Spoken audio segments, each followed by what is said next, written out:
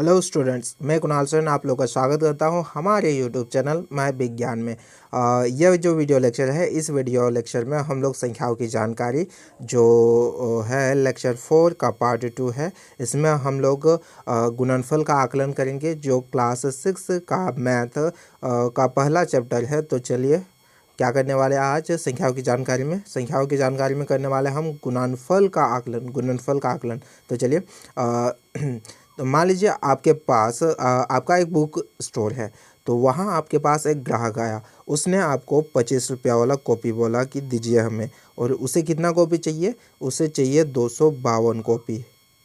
उसे चाहिए 252 कॉपी। और कितना रुपया वाला? 25 रुपया वाला। तो चलिए 25 रुपया, यहाँ देखिए 25 रुपया का आकलन। देखिए 25 रुपया का आकलन कितना हुआ? मैंने पहले भी पिछले लेक्चर में आप लोगों को बताया कि 25 रुपया, देखिए 25 जो है वह 20 और 30 दोनों के बीच बीच में है, जिसके कारण 25 का आकलन कितना होगा? 25 का आकलन हो जाएगा 30। आई होप आप लोग को यह समझ में आ गया है। 25 का आकलन कितना होगा? 25 का आकलन हो जाएगा, 25 का सन्निकटन मान कितना हो जाएगा?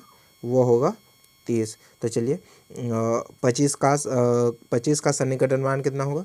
25 का सन्निकटन मान होगा 30। 25 का सन्निकटन मान होगा 30। अब चलिए इसके बाद हमारा कितना है? 252। यहाँ आप देख सकते हैं 252। अब 252 जो है वो किसके करीब है? 250 के करीब है या 260 के करीब है? यहाँ आप देख सकते हैं कि 252 जो है वह 250 के करीब है। तो 252 का सन्निकटन मान कितना होगा? 252 का सन्निकटन मान हो जाएगा हमारा 250। तो चलिए 252 का सन्निकटन मान, 252 का सन्निकटन 252 का सन्निकटन मान हो जाएगा कितना? 250। अब इन दोनों को गुना कर देंगे तो हमारे कितना निकल के आएगा? देखिए 30 गुना 250। तो इन दोनों को गुना करेंगे तो हमारा आएगा 7,500। आई होप आप लोग को यह पहला एग्जांपल से समझ में आ गया है कि पहला एग्जांपल हम लोग का था क्या कि आपका एक बुक स्टोर है, वहाँ आपके पास एक ग्राहक आया, उसने आपसे 25 रुपया वाला कॉपी मांगा। वो कितना कॉपी मांगा? वो मांगा 252 कॉपी। तो आपने 25 रुपया का 25 रुपया का सन्निकटन मान कितना निकाला? 30, इतना ही होता है। और 252 का सन्निकटन मान निकाला, कितना आएगा? वो 250 आएगा। तो इन दोनों को आपने गुना किया 30 और 250 को, तो हमें कितना मिला? 7,500। तो आप उससे कितना पैसा मांगेंगे? 7,500। 7,500। तो यह गुणनफल के आकलन का पहला एग्जाम्पल था। अब दूसरा एग्जाम्पल देखिए। मान लीजिए आप क्या बोलते हैं, किसी होटल से नाश्ता मंगवा रहे हैं 21 रुपया दर से। किसी होटल से आपने नाश्ता मंगवाया है 21 रुपया की दर से। और कितना पैकेट्स मंगवाया? 157। आपने 21 रुपया की दर से 157 यानी कि 157 पैकेट्स नाश्ता मंगवाया। तो अब यहाँ आप देख सकते हैं कि इसका आकलन, गुणनफल का आकलन करते हैं। चलिए तो 21 रुपया, देखिए 21 जो है वो किसके करीब है? 21 20 के करीब है या 21 30 के करीब है? यहाँ आप देख सकते हैं कि 21 जो है वो 20 के करीब है, यानी 21 रुपये का आकलन कितना हो जाएगा हमारा? 21 रुपया का आकलन हो जाएगा हमारा 20। 21 रुपया का आकलन कितना हुआ हमारा? 20। अब हमारे पास हमने कितना मंगवाया, मतलब आपने कितना मंगवाया? आपने मंगवाया 157 पैकेट्स। तो 157 पैकेट्स का आकलन कितना होगा? 157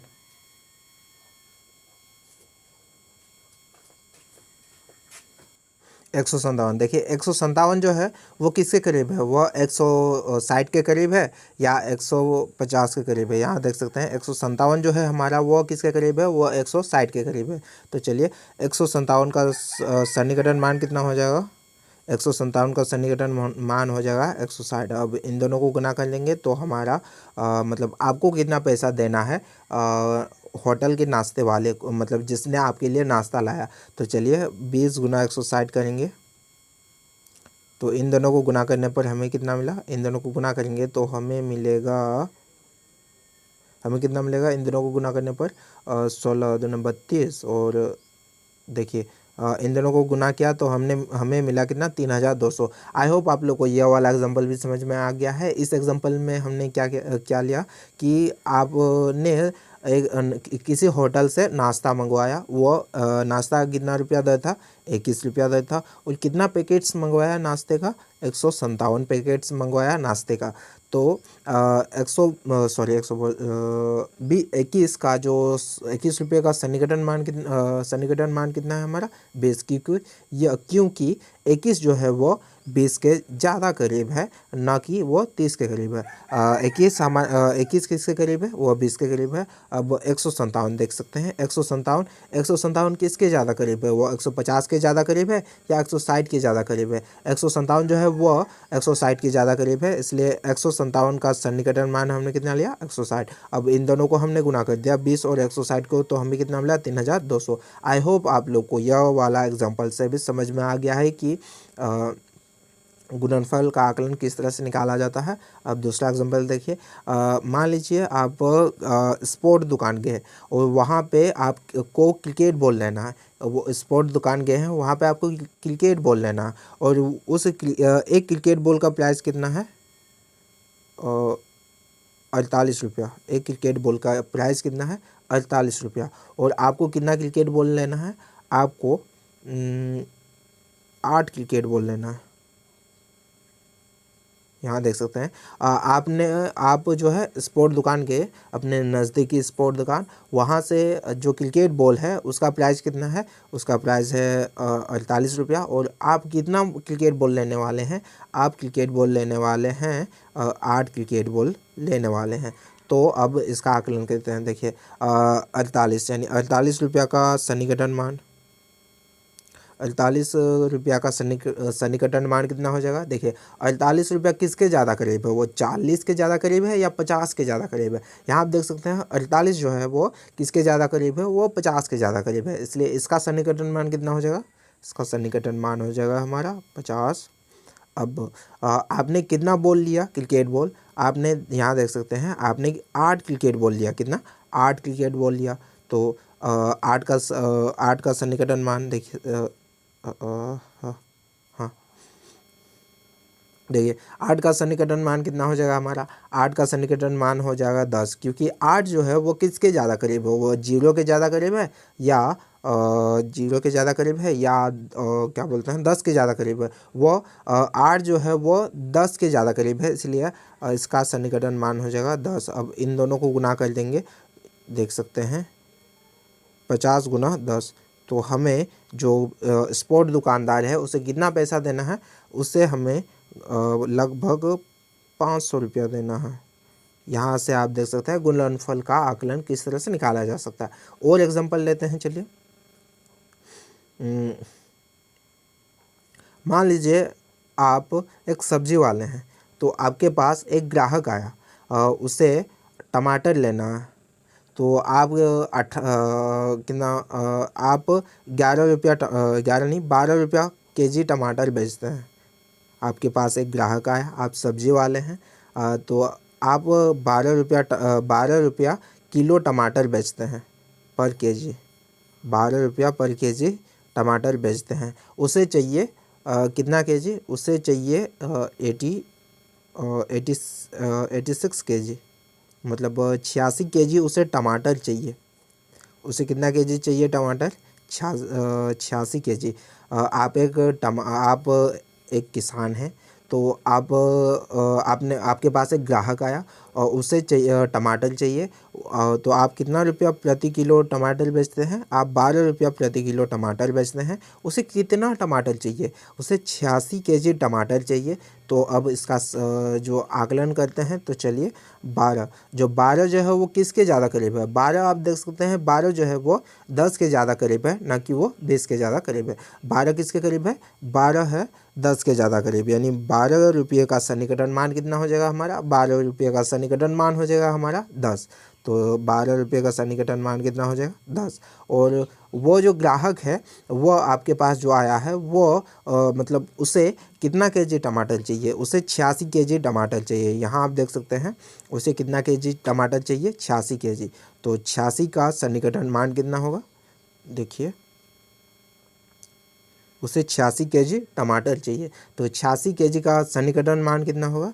आप देख सकते हैं 86 केजी, और सॉरी 86 केजी का सन्निकटन मान देखिए 86 जो है यह किसके ज़्यादा करीब है? यह 80 के ज़्यादा करीब है या 90 के ज़्यादा करीब है? यहाँ आप देख सकते हैं ये जो 86 है वह 90 के ज़्यादा करीब है।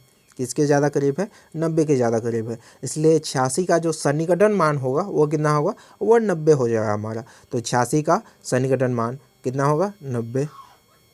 अब इन दोनों को गुना कर देंगे तो 10 गुना 90, तो कितना आया? इन दोनों को गुना कर देंगे तो हमारा कितना हो जाएगा? 900। तो उस जो आपके पास ग्राहक आया है उसे आपको मतलब आपको वो कितना पैसा देगा? वो लगभग आपको 900 रुपया देगा। तो चलिए, आई होप आप लोग को ये समझ में आ गया है। और एग्जांपल लेते हैं, एक गो ही है।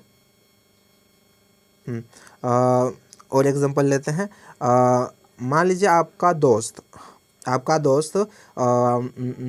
आपके दोस्त का किराने का दुकान है। आपके दोस्त का किराने का दुकान है, उसके पास मतलब आलू की ही ज़्यादा आलू, वो ज़्यादा आलू ही बेचता है। तो वो 283, हाँ देखिए वो 283 मतलब 283 रुपया पर मतलब रुपया मतलब 283 रुपया पर बोरा बेचता है आलू। एक बोरा का दाम वो कितना रखा है उसने? एक बोरा का दाम रखा है कितना? एक बोरा का दाम रखा है मतलब एक बोरा आलू का दाम रखा है उसने 283 रुपया। और आप उसके पास गए आलू लेने के लिए, और आपको कितना बोरा चाहिए आलू वो भी मेंशन कर देते हैं। आपको चाहिए 399 99 नहीं, हाँ 397 बोरा आपको आलू चाहिए। 397 बोरा आपको आलू चाहिए, और वो एक बोरे आलू का प्राइस कितना रखा है उसने? 288। तो आपको उसे कितना पैसा देना है? अगर आपने उससे 397 बोरा आलू लिया तो आपको कितना पैसा देना है अपने दोस्त को? तो यहाँ आप देख सकते हैं ये जो 283 है उसका सन्निकटन मान निकालेंगे। सबसे पहले 283 को देखिए वो किसके ज़्यादा करीब हो? वो 290 के ज़्यादा करीब है या 280 के ज़्यादा करीब है? यहाँ आप देख सकते हैं कि 283 जो है वह 280 के ज़्यादा करीब है। इसलिए 283 का जो सन्निकटन मान हो जाएगा हमारा 283 का सन्निकटन 283 रुपये का सन्निकटन मान कितना हो जाएगा हमारा? 283 का सन्निकटन मान हो जाएगा 280। और आप उससे कितना बोरा आलू ले रहे हैं? आप उससे 397 बोरा आलू ले रहे हैं। यहाँ देख सकते हैं आप उससे 397 बोरा आलू ले रहे हैं, यानी 397 और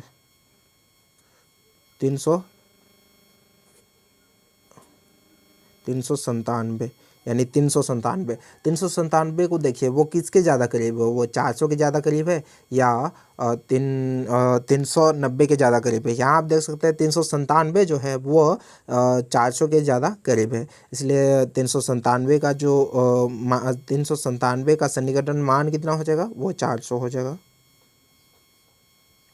400 हो जाएगा। तो अब इन दोनों को गुना करेंगे तो आपको अपने दोस्त को जिससे आपने आलू लिया है उसे कितना रुपया देना है? तो चलिए गुना करते हैं। 280 गुना 400, 280 गुना 400, इन दोनों को गुना करेंगे तो कितना आएगा हमारा? 4 8 32 2 फिर 3 बचा, 4 8 8 3 11। आपको उससे 11,000 11,000 नहीं कुछ और ही कर दिया है, ये सही है। आपको उससे 1,12,000 रुपया देना है। 1,12,000 रुपया आपको उसे देना है। यहाँ आप देख सकते हैं 4 8 32 2 4 2 8 3 11। तो चलिए एग्जाम्पल को फिर से समझाते हैं।